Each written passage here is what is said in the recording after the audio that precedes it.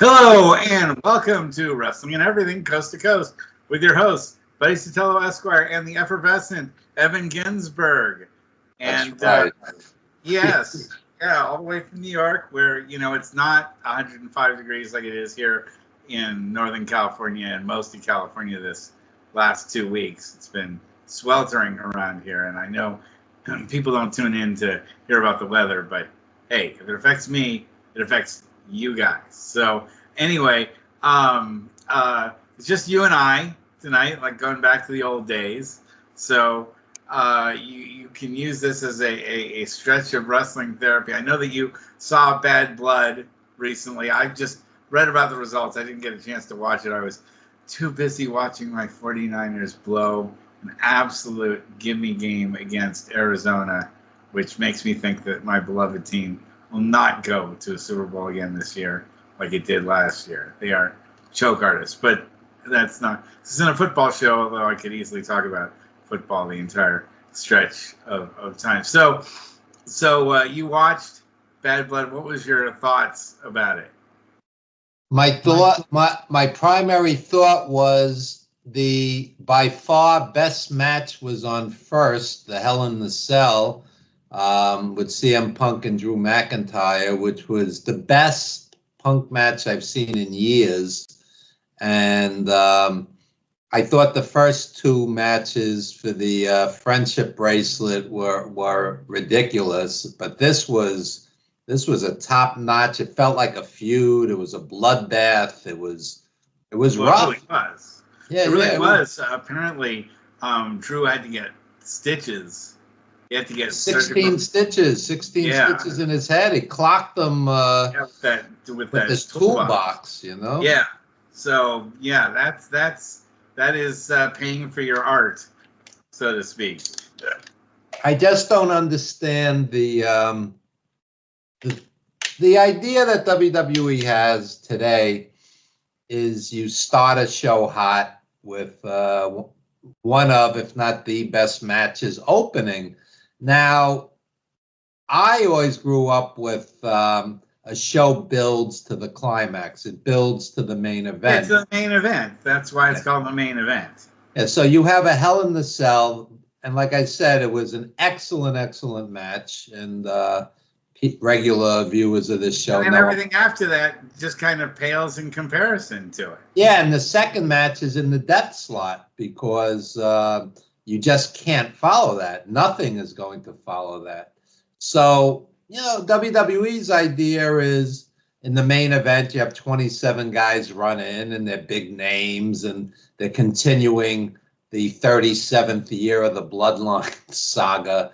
And, The Rock comes out and, so to them, that's a bigger deal than the Hell in the Cell, but it just was a generic tag team match. Well, I think also the way that Vince, the way that the WWE operates, they're like, well, we've already got their money, so here's your match, and the rest of the stuff we'll do to entertain ourselves. Whether or not it entertains you guys, that's of question. Now, that being said, I don't know what the buy rate was for it, so I don't know how successful it was. I mean, it's getting to the point where the buy rate doesn't even really matter anymore because everyone's watching it through subscription stuff anyway. I think they still have pay-per-views available, but I think most people watch it on Peacock. And the rest of the show was absolutely nothing special whatsoever. And the whole shtick with WWE is the storyline, and you have everybody and their mother runs in, and some of it is just silly and that's not, to me, a storyline so much as it is just let's throw guys into the ring because we have them kind of thing. I mean, it's not, because one thing that I kind of been enjoying over the last couple months is I've been going on YouTube and checking out some of the NWA builds, the story builds that went on with guys like Arn Anderson, Tully Blanchard, Dusty Rhodes, Ric Flair was just a really great continuing feud that really found a way to feature both wrestlers at their absolute best. Don't you think that? I mean, when I think of like the best feuds, I don't really think right now of like Cody versus Roman Reigns. That's not, that hasn't, they haven't like had the kind of like back and forth because Reigns won't get in the ring enough and be part of the whole building feud. Meanwhile, I think a lot of stuff is so transitory, and what you see for about 2 weeks is as much of a feud as you ever get in the WWE. I don't know, what are your thoughts? Well, you had feuds back in the day, you know, Bruno and Kowalski, Bobo Brazil and the Sheik, and they would go on for decades, literally for decades, thousands of matches. Yeah, Bruno, Larry Zbyszko, that was gigantic, and that never resolved itself, basically. You know, well, Bruno did beat him at Shea Stadium, but still, they're still talking about it 44 years later, and I think of Dusty Rhodes and Tully Blanchard, how many matches those guys had. Those were hot. They were very hot at the time. Absolutely. Well, I tell people I've been attending wrestling for 50 years live. My first show was June 24, 74. Bruno and Strongbow against Nikolai and Blassie, and the Valiants against Dean Ho and Tony Gurria. And 50 years later, you know, it takes a lot to impress me, and I'm jaded. And I'm telling you, the Hell in the Cell match is worth seeing, but there's nothing else on that pay-per-view I'll remember even 6 months from now. It's all stuff that you would see on Raw or SmackDown. They were all matches that to me, they were indistinguishable between what you normally see every week. And that's the problem. That's the problem, is that, you know, these pay-per-views or whatever you want to call them now, the premier events or what have you, you know, the Bad Blood or what, you know, they seem like they come up with a different name every single, you know, show, and it's meaningless because it's like, you know, who cares? Because it's pretty much like a bonus SmackDown Raw combination, and you get 1 to 3 matches that are worth it, and the rest is just pablum. Well, that's exactly it. On a WWE pay-per-view, on a good night, you'll have 3 of the 5 being very good or excellent, and generally not even that. As far as Bad Blood, I could have turned it off after Hell in a Cell, and I wouldn't have felt I missed anything much. And you know, the main event was colorful. I mean, they're dynamic guys, but the match itself was generic. It was in Atlanta. It was a pimple on the ass of, you know, Midnight Express versus Rock and Roll Express and Class.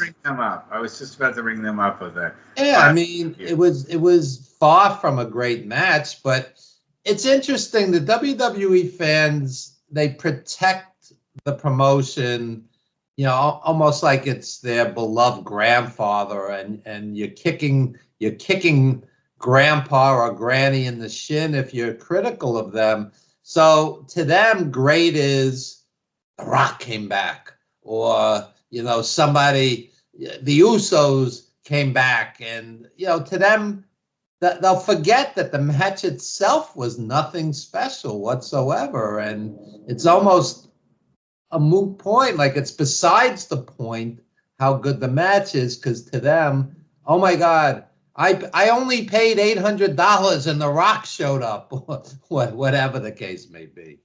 You know, actually, you were getting to something that I think was an important point I wanted to bring up as well, which is, you know, when you talk about the fans, you know, feeling like you're, when you criticize the WWE, you're criticizing a grandparent or something.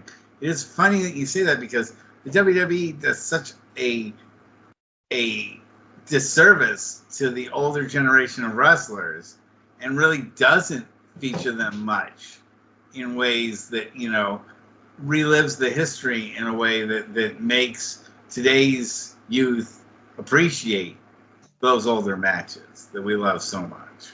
You know, they're really, it's funny that they would take kind of this paternal thing when they really, the younger generation, a lot of them don't look at, you know, a Junkyard Dog versus Greg the Hammer Valentine match.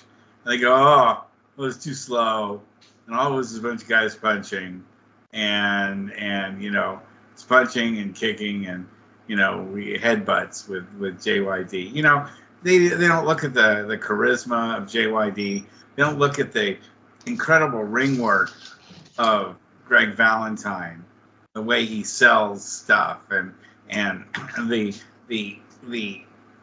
toughness of his in-ring persona. You know, people don't. I mean, today's kids don't look at that, and they are looking at. You know, they go, "Well, he came in. He did. Greg the Hammer Valentine didn't even have a song. You know, no pyrotechnics. They have no reference point. A lot of the younger fans, and they don't even understand.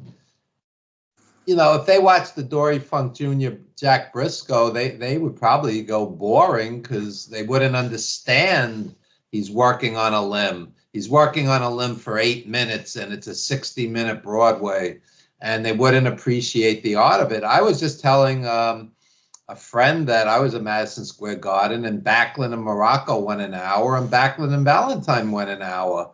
And I don't know if a younger fan could handle that. I don't know if. Well, there was the Ospreay match that went an hour, you know. And then some of the fans said it was too long. They didn't get it. I know, except that was about as good a match as I can remember seeing, modern match.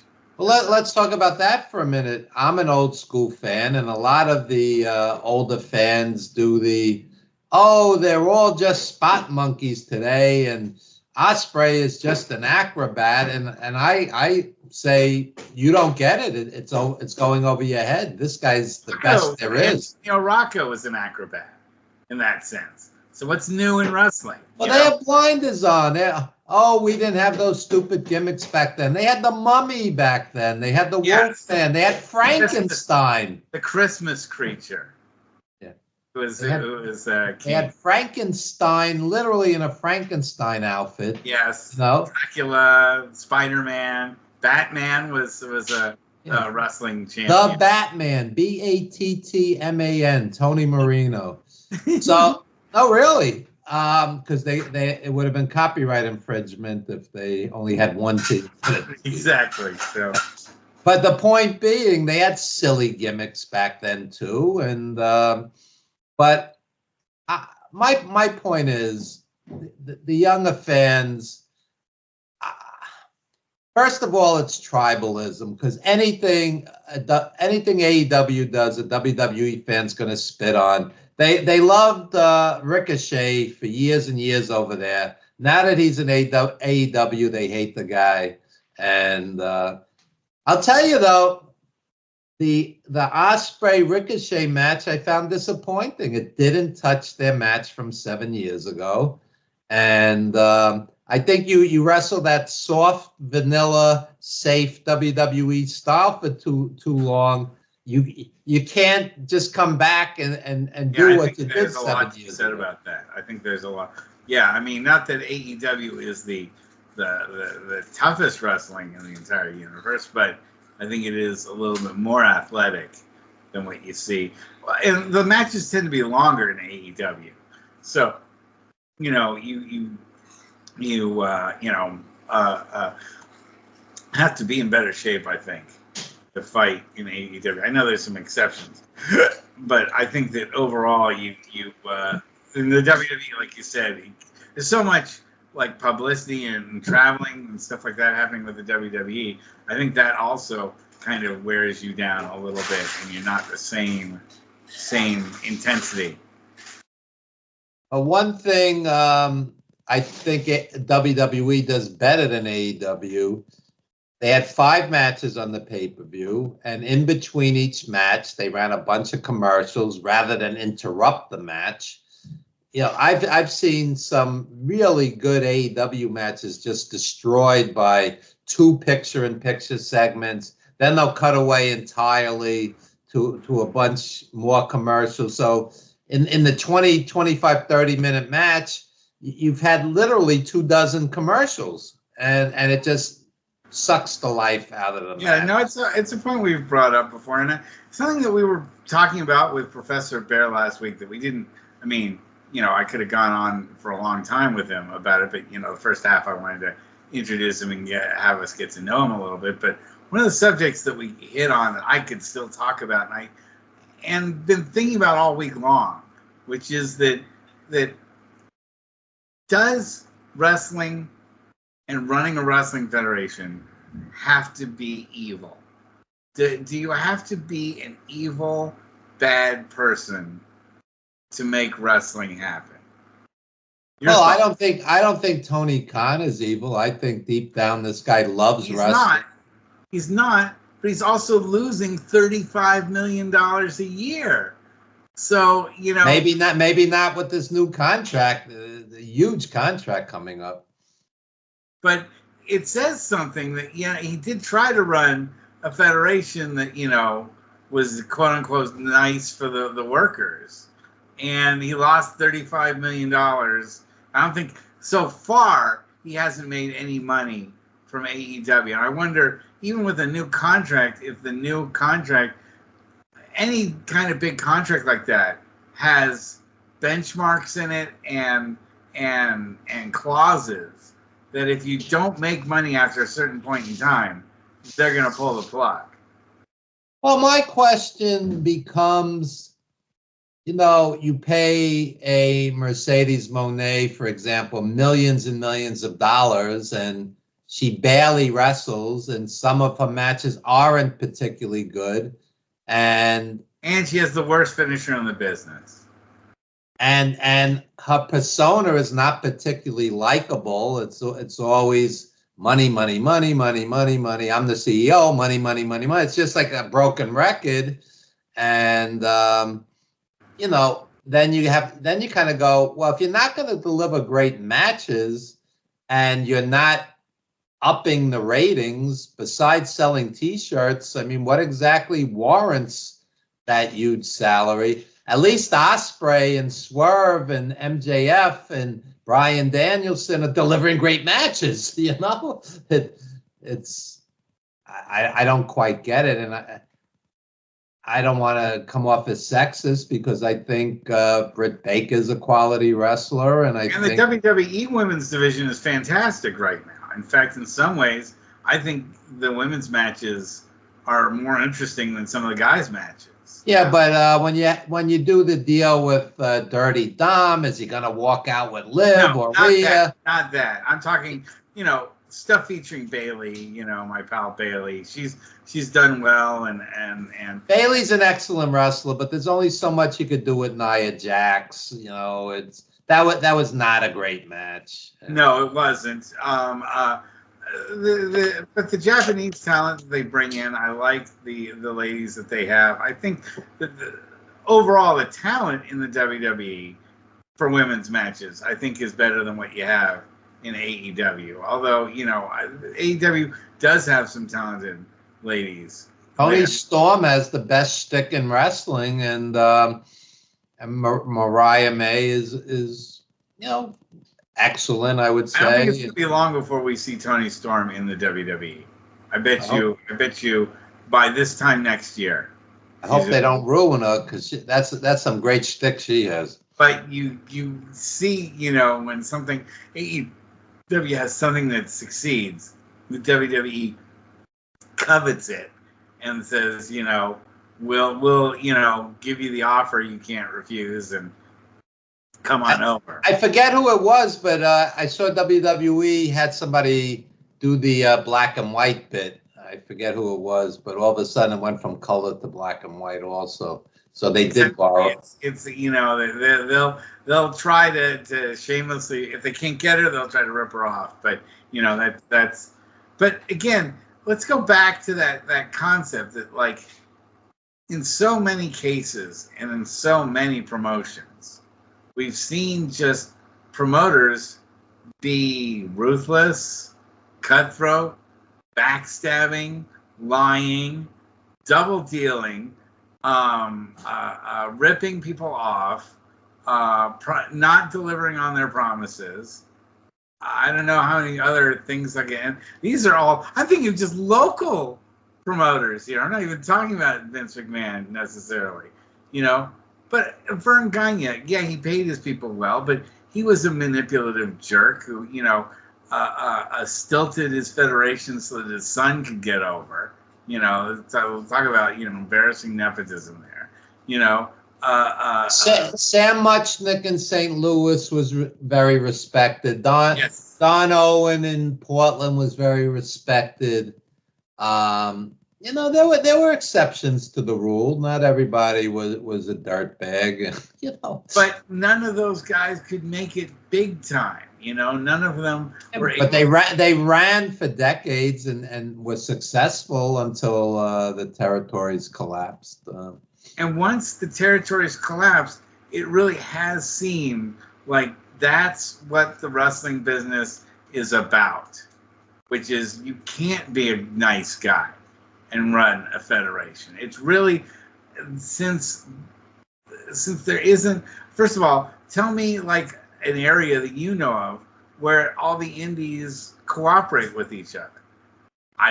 Never. Sheldon Goldberg's NECW ran for decades, and he's a nice, honest guy, and yes. He put on quality wrestling, but he didn't make oodles of money, you know. No, so it's not what you'd call big time. As much as I love Sheldon, and please don't be offended, Sheldon, if you're listening to this.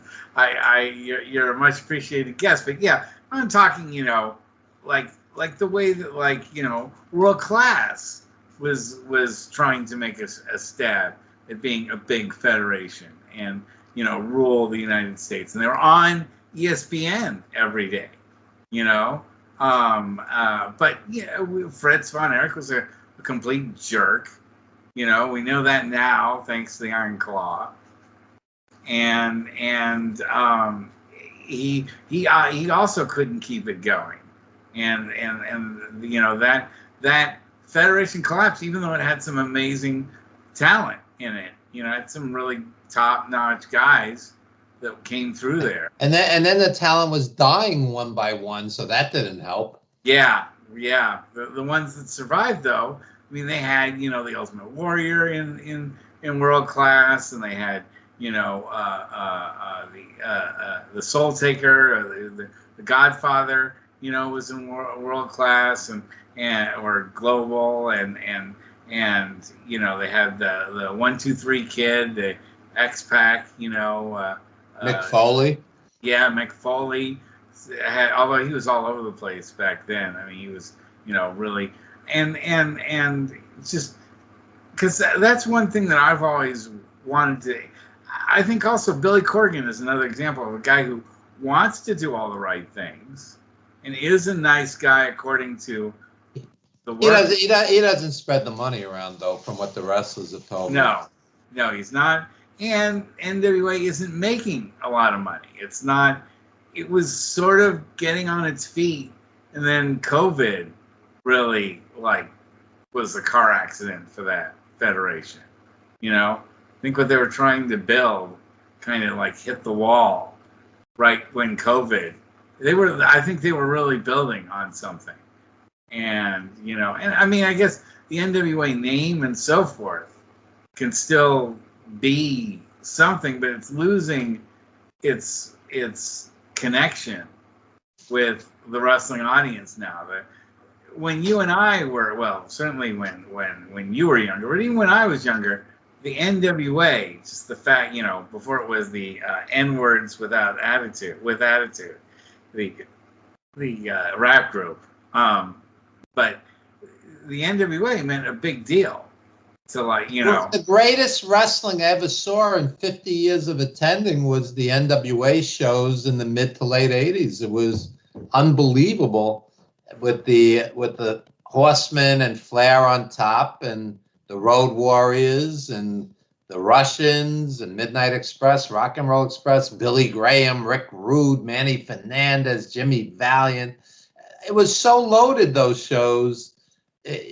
From top to bottom, and you know, Eric Bischoff pontificates, he's always attacking AEW and everything, but I could tell you for a fact those WCW live cards were nothing compared to the NWA cards just a few years earlier. It was a shell of what it was. And I always read about those cards in magazines, and I was always so jealous because A, they're never televised, and B, though they didn't bring those same shows out west. I mean, you rarely got to see them. I mean, sometimes they came to Los Angeles. They did come to San Francisco, but not that often. Yeah. I mean, not like Madison Square Garden, where you guys. No, NWA didn't come to the Garden. NWA, WCW at one point came to the Felt Forum, which was attached to the Garden, the smaller venue. I used to see the NWA in Philly, occasionally at the Nassau Coliseum, Baltimore, the Meadowlands when they ran the Pro Wrestling USA, where AWA and NWA combined. I mean, I saw tons of live NWA during that, I would say, 10-year stretch, 85 to 95, NWA and WCW. But WCW was gone by what, 2000, around 2000? Yeah, early 2000s, yeah. Yeah. Yeah. Yeah, we didn't have those same shows going out here. We were way more of a WWF-dominated territory. And, so I would hear about those matches, and I'd see them on, TBS, Mid-South Wrestling, and then later it would just be the NWA, the Crockett NWA program from 4:05 to 6:05 Pacific Standard Time on the 5s, and I would make sure like I would be home like to watch that, especially in the early days before we had a VCR, so I couldn't just record it. But I usually ran home anyway because my dad, we only had one VCR in the whole house.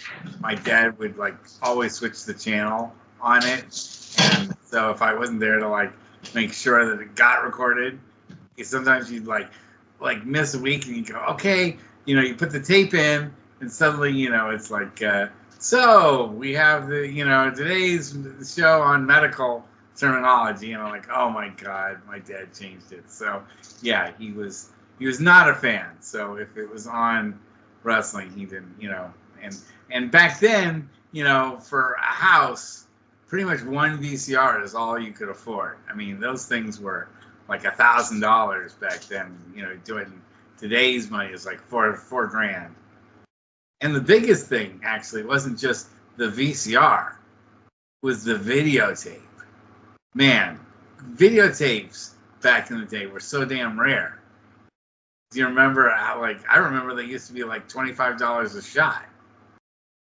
And pornos could be like hundreds of dollars. Sure, for a single one. But I mean that I wasn't getting. But the blank tapes were like a big deal. If you could find one, or sometimes like find a promo tape, a demo tape, and tape over the little tab thing on the corner, and that would allow you to record on it. Once we figured that out, we're like, oh man, we are in business.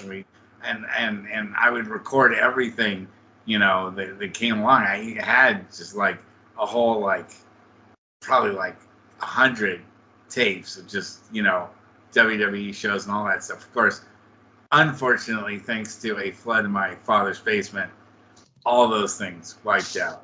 So, if I don't have it on YouTube, then I can't watch, Well, Peacock would have a lot of it, the TV shows. Yeah, but I mean, we're talking like a lot of stuff is like the AWA stuff and the global wrestling stuff, which the WWE has but never shows. They have it, but they sit on it for what reason, I don't know. They have the bandwidth to make it available, at least on their website, to like everybody in the world, but they won't. And so somebody said to me they feel there's not enough of an interest where they're sitting on tons of old school house shows and It's too bad. It's too bad because I would watch an old house show faster than I would a WWE documentary with the same spin. You know, like nothing mattered except WWE, and the guy finally makes it to WrestleMania. It's like the same movie over and over again. You know? It's true, and I mean, I appreciate that some guys are getting their spotlights, but I've seen enough like Undertaker ones, and I've seen enough Bret Hart ones, and I've seen it. No offense to 350 Days. That there he gives you stuff that isn't just, you know, cut from, you know, the same cloth, but you know. No, it's funny. It's funny as an older fan, I hear the younger fans. The Attitude Era, and I don't have that same awe and wonder. I mean, I appreciate the Undertaker. I appreciate The Rock. I appreciate Steve Austin, but you know, the 137th time that Steve Austin stuns Vince or whoever's in the ring, it wasn't exactly shocking. And you know, the Undertaker, he would get up in the middle of the match, back from the dead, and you know, it was predictable and it was overkill after a while. I didn't have that same awe and wonder that a lot of the fans had. You know, to me, it was just another period that didn't touch what Vince Sr. was doing. You know, you can't tell me anything that these guys did touch Snooker and Morocco or Piper and Snooker. But how do you get back to that? You can't put that genie back in the bottle, can you? I mean, there's no way to, like, you know, because we were all different then. I mean, the society was different then. I mean, we all had lesser expectations of what, if you look at like an action film from like the early 70s, you know, usually there's like one or two things blowing up, like one or two people being shot, you know. Now, you know, you can't, I mean, I don't know if you saw the latest Borderlands movie, which is just total dreck. But there's something exploding literally in every frame of the film. There's no attention span. The ADD generation. But how do you put that back in the can? How do you teach people to have an attention span? How do you bring a product to them that requires you paying attention to it when we've raised generations of people that don't pay attention to it?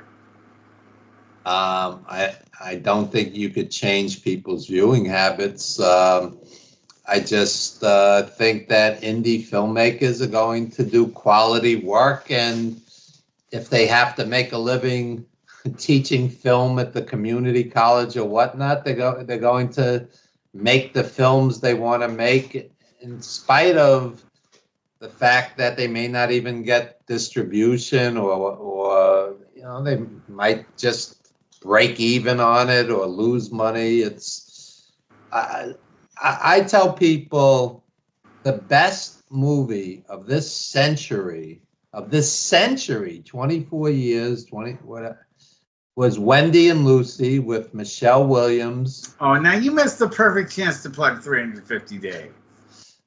Wow. Or Michelle Williams is so great in this. All she has is a dog and a beaten up old car. She's broke and the car breaks down. And it just sets off a chain of events, and it's heartbreaking. And it's just, and I think somebody that's used to John Wick killing 375 people in a movie, I don't know if they could sit through it. I don't know if they could sit through a lot of scenes with two people talking. I don't know if they have it in them. First anyone that's watching this podcast is watching two people just talking. So maybe. Well, you know, again, if you create something just because to you it's meaningful, and I don't give two shits how many people watch this or you know, to me it's an hour of therapy, and yeah, and it's, for me, it's been a way to it's been kind of a diary for me. You know, if you look over the 4 years of like my life as it's gone through, you know, at least what wrestling has meant to me in 4 years. And it's been for me to check back in with some of these people that I haven't talked to in over 20 years. It's given me an excuse to get back in touch with them, which I never would have if I didn't have this show. And then we have these guests who are dear friends, and then a year or two later they're gone. They were on the show, and then we're doing memorial shows for them. So the show is meaningful. And if some genius only cares about talking ad nauseum about WWE and, oh my God, who's Gunther gonna fight in, Saudi Arabia, and what's gonna happen? I read today, I saw a list of the top 100 wrestling podcasts, which means there's probably 5,000. If there's a list of the top 100. We were 101, I think. Yeah. But my point being, do you need 5,000 podcasts talking endlessly about the latest WWE angle? Someone would say, do they need us out there doing a podcast about just us whining about, the state of wrestling every week? But we're far more than that. Look at all the indie feds that we've talked to, and all the small wrestlers that maybe one of them does make it big time. We don't know. That's what's going to happen. I had my own show for many years, and Willow Nightingale used to come down, and now she's a big star making good money. So it's like anything else. 1 out of 1,000 are going to make it, and you showcase people. But yeah, that's not why I have them on the show. Because it's all these smaller folks that make wrestling really what it is. It's not just, WWE or AEW just throwing a product out there. It's the rest of us. It's how it influences our lives and makes us care about being part of the business when there's so many things that would tell you shouldn't care about this business. You should run far away from it. You should never have anything to do with this. It's just, porn sometimes has a better reputation than wrestling does. Well, it's funny you mention that, because I tell people all the time that the average wrestler, boxer, bodybuilder, porn star, whatever the case may be, do not end well, because basically these are glorified pimps living off the bodies of other adults, and they don't end well. And yeah, the WWE stars are making big money, and the AEW stars are making good money, but there's thousands of others who, they're living, they have day jobs, they're weekend warriors. It brings me back to that original point, which is that can you be a good guy and run a modern wrestling fed?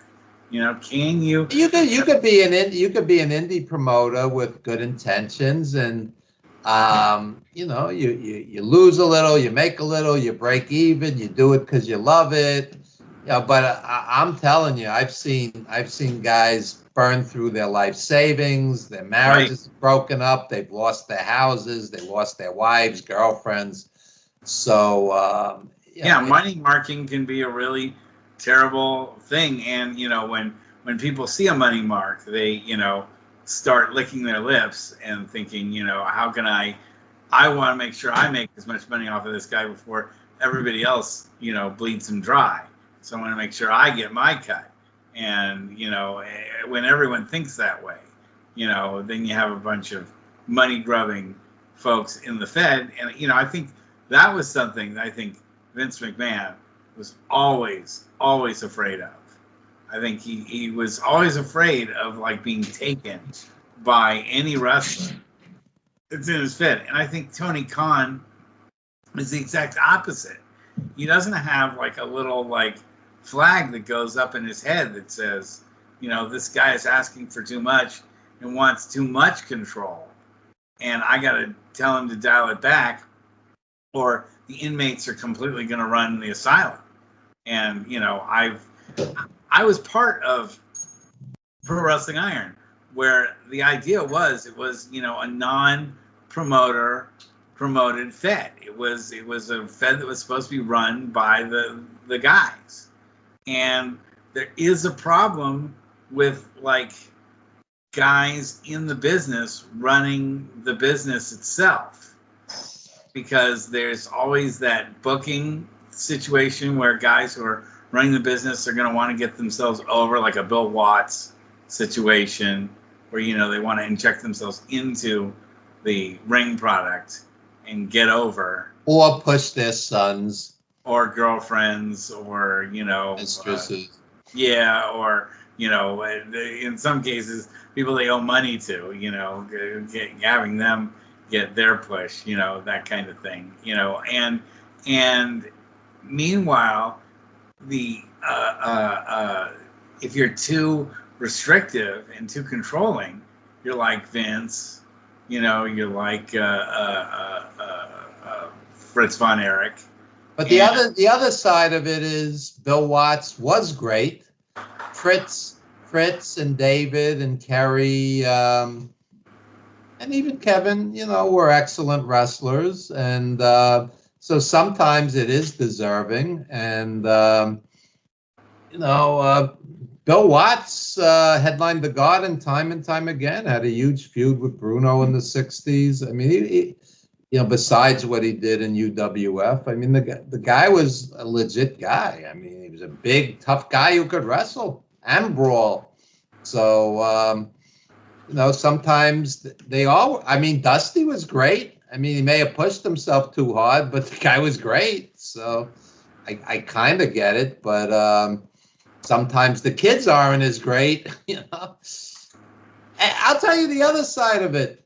You know, Greg Gagne always gets the nepotism tag, but he was actually a very good wrestler, actually underrated.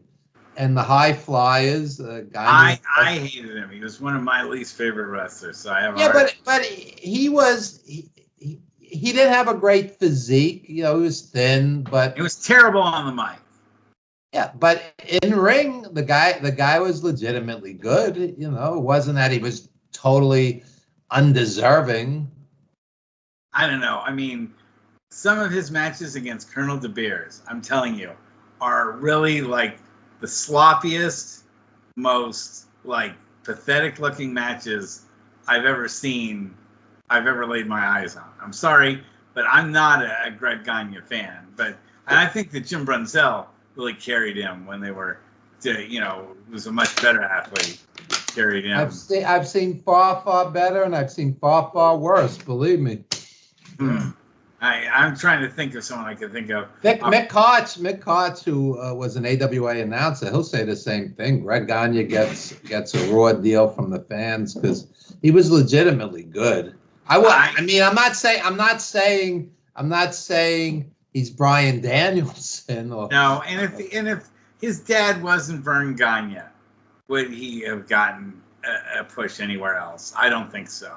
If Greg Gagne showed up at the WWE looking the way that he did and said he wanted to get in the ring, you know, and he was something other than a manager, I mean, Vince would have just probably had him squashed, you know, 30 times by. Oh, but the other side with Vince was guys like Don Kanoodle, who looked like any guy walking down the street. He was a legitimately great talent who headlined in NWA, and they wasted him because they didn't have the look that Vince liked, the superhero, the 24-inch pythons and all of that shit. Well, I agree, you know, although Don Kernodle, man, I haven't thought about that name in a little while, but man, that guy could take punishment. I would say, you know, he kind of reminds me of Mikey Whipwreck or Spike Dudley. We're actually saying the anniversary of the 3D move on Spike Dudley by Bubba Ray and. I like when they used to throw him into the crowd like a projectile. But he's one of the first big APW graduates. That Spike was one of the, Matt Heisen was one of the first APW graduates. So we're always proud of him. It's amazing, the punishment he's taken, and he's still, he's doing fine. But unfortunately, some of the other graduates we have from APW not as fortunate, But I don't know. I keep getting around to that same topic that, like, because if you look at our not so esteemed competition by the initials M and P, they look at someone like Vince when he was in charge in the WWE and they would say, yeah, you need to be a jerk to run a big federation, to be a success in business. Look at Trump, you grind up the people that, are your enemies. You reward the people that, that you like, and you show no mercy at all times. And you're always looking for the upper edge and the upper angle on somebody. You don't let your workers take control of you. You don't let your workers take advantage of you. You should always be in control because you're the boss. What's your thoughts about that? Johnny Valiant went to military school with Vince. They were friends. All of a sudden, Johnny's managing all these top tag teams, but one by one, they're being taken away from him. He never knew why. He was never given a reason why. All of a sudden, he's unceremoniously let go. And he was very hurt by it because he had spent a lot of time. The Valiant brothers generated a lot of money for Vince's dad.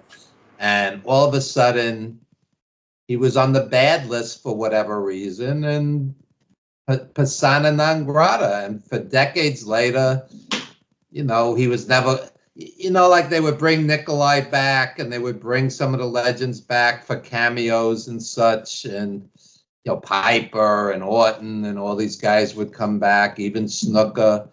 And Johnny never understood. It's just like, what did I do wrong that Johnny Valiant, the Valiant brothers headlined the Garden 3 times in a year. I mean, he wrestled Backlund in the main event at the Spectrum 1-on-1. He was a big star back in the day, and he never understood. He never found out? Never found out, never given a reason. He had no idea why.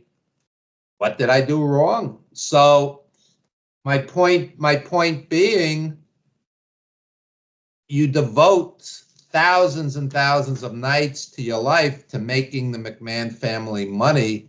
At bare minimum, I would think you deserve the respect.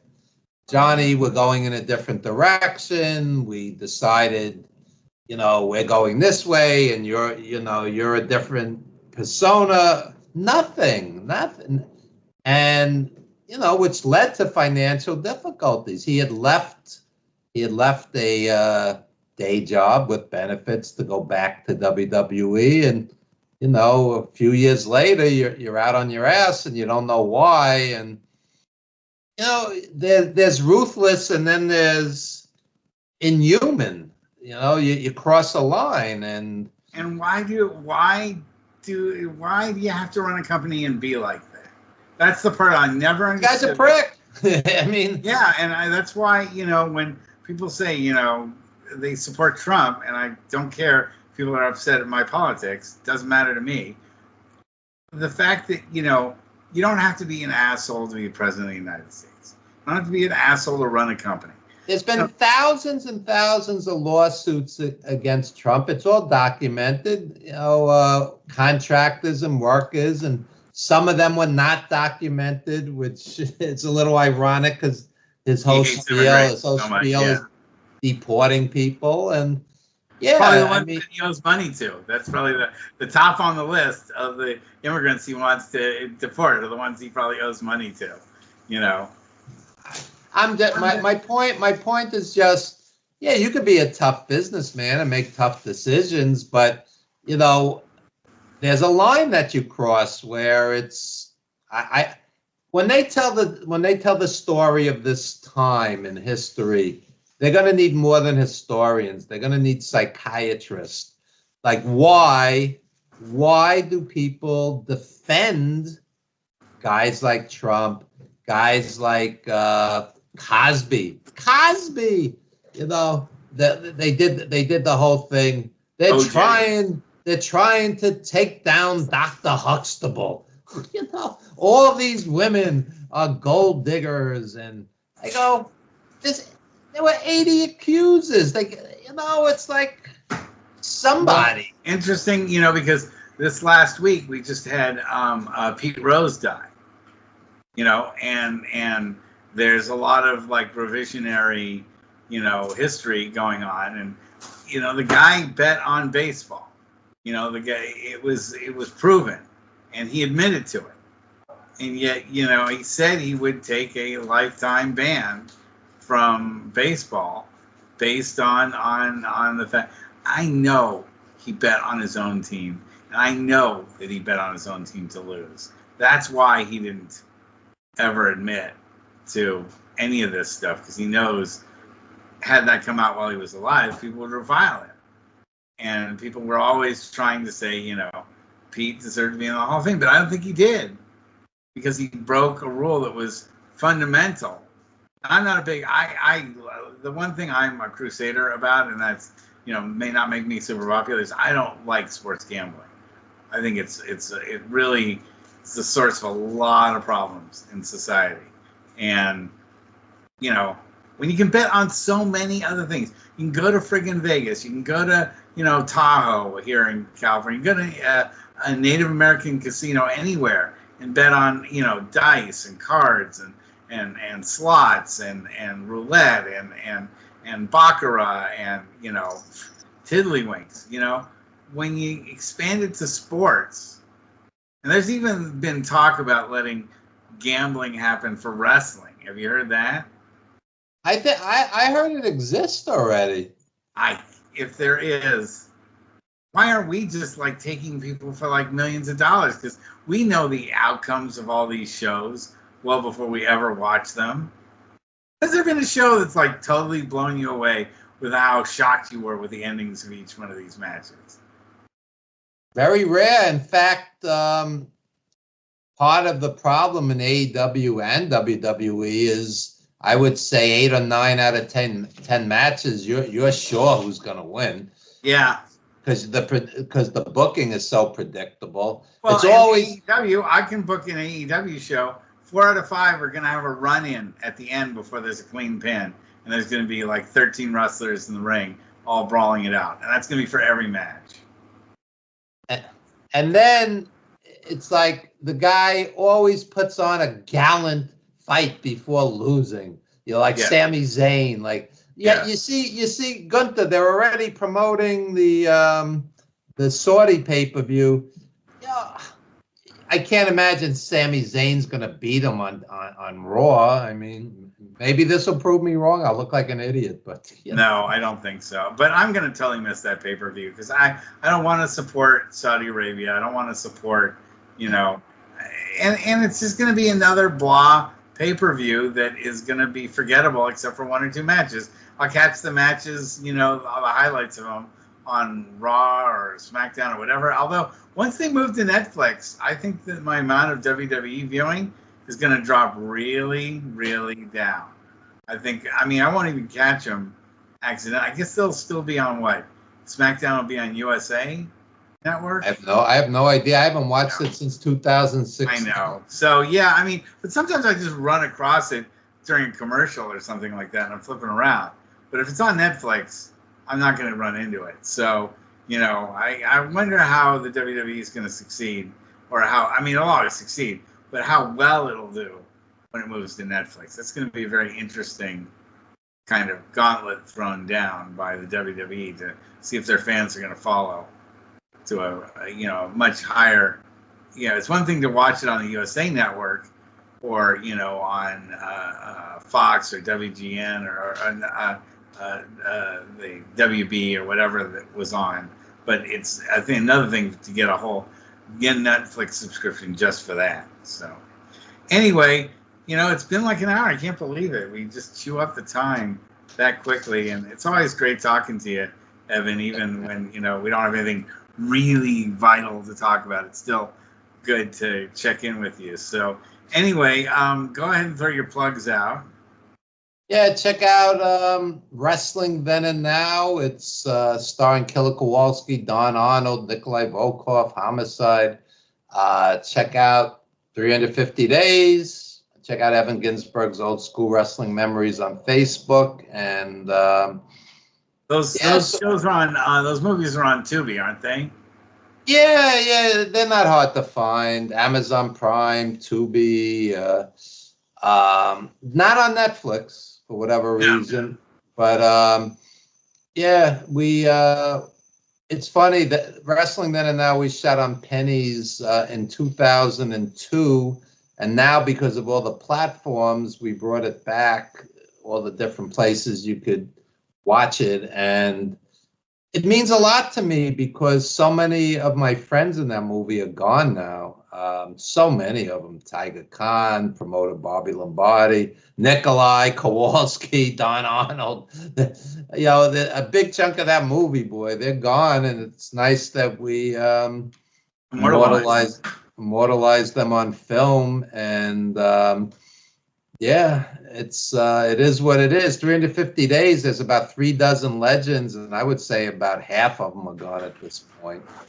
And it's funny. I'll end on a positive note. When you watch, let's say on Tubi, you see two wrestling legends, and they're having a great match. And about 10 minutes in, you go, "Wow, these guys are gone now." There's so much charisma. Some of the guys we mentioned on this show, Dusty and Flair, Snooker. Yeah, Snooker, Piper. These guys are all gone now, and the charisma is so off the charts that you actually forget. And then once that hits you, you go, the ref is gone. The announce team, there's there's Monsoon and Jesse Ventura, depending on the year. Excuse me, not Jesse Ventura. Lord Alfred Hayes. Yeah, Lord Alfred Hayes, and like I said, Monsoon, and Superstar Billy Graham was an announcer for a while. Yeah, I remember that. So these guys are talking, and they're not here anymore, and the ring announcer's gone. They're all gone. So it's images on a screen, but the beauty of it is they'll live forever. 100 years from now, people will watch this. 1,000 years from now, people will watch it. Just like we watch silent movies, and everybody in it is gone at this point. And you can watch 1,000 years from now, people are watching this podcast and saying, "Boy, those guys were brilliant." So, I hope 1,000 years from now, people are. It's an interesting thing. I mean, when we did the Wrestler, Aronofsky just spontaneously threw me in there. He just got a glint in his eye. Next thing I know, I'm acting in the film, and a buddy of mine says to me, "That was his gift to you because it's a little piece of forever." And it's you create art because if it's art, it lives forever. If it's just content or schlock, it's just going to pass on. Disappear, pass on. You have all these TikTok and YouTube videos. The guy has a 6-pack of abs, and the girl's hot and has the cleavage, and that's going to disappear because it's meaningless. But you create something great, and or at least something means something to you. At the very least, maybe it isn't great, but if it means something to you internally, then it was worth it. That's what this show is. And that's what I'll leave everyone on. Yeah, So- sometimes a movie is not flawless, but it's so from the heart that, I mean, be honest. The Wrestler might not qualify as a great movie, but Mickey's performance was iconic. I think Yeah. it was a great movie. But so is 350 Days. It's a great movie too. Thank you. But my point being, his performance, It's exceptional.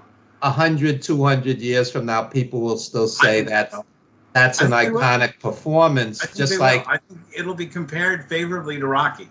I think that's where people will say, the Wrestler was to wrestling what Rocky was to boxing.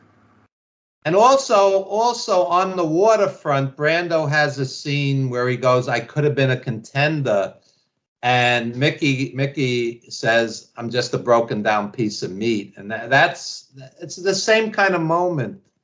And so the performance is going to make that film live forever, and and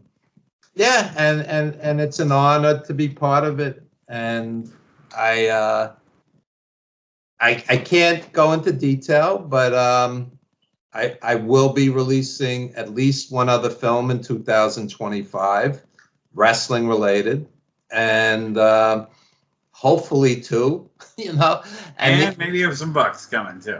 Yeah, we keep our fingers crossed, but you do things because you're passionate about it, and that's a point that we didn't make today. How much money does a Vince need? Why do you have to be that ruthless? It's not always about the money. None of us got rich from The Wrestler. None of us, including Mickey. Okay, none of us.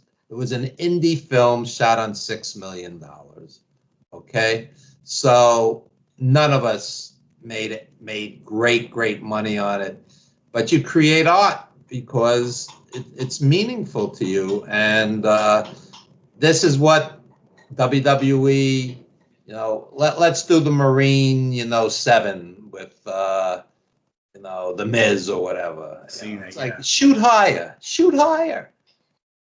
Or at least I'll leave you with that. Or at least shoot for your own heart to something that means something to you and is meaningful, that gives you something that's a reward. I know the Marine 7 was made just for the money, and at some point in time that becomes empty. And as I'm getting older, not as old as yourself, but as I get older, money is meaning less and less to me, and doing stuff that is passionate for me means more and more.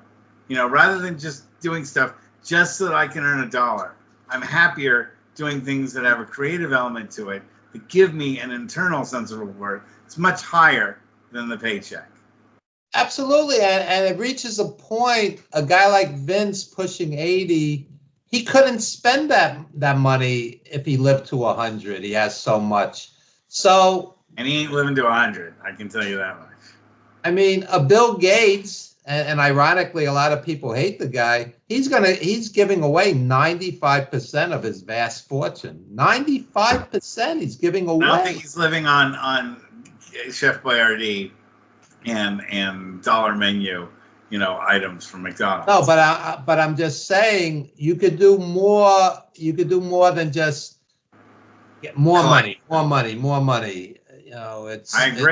I agree. That's why I love this show, because I think we're well beyond all that stuff, and I really appreciate you for that. I appreciate all of our listeners for that. I appreciate all our guests for that.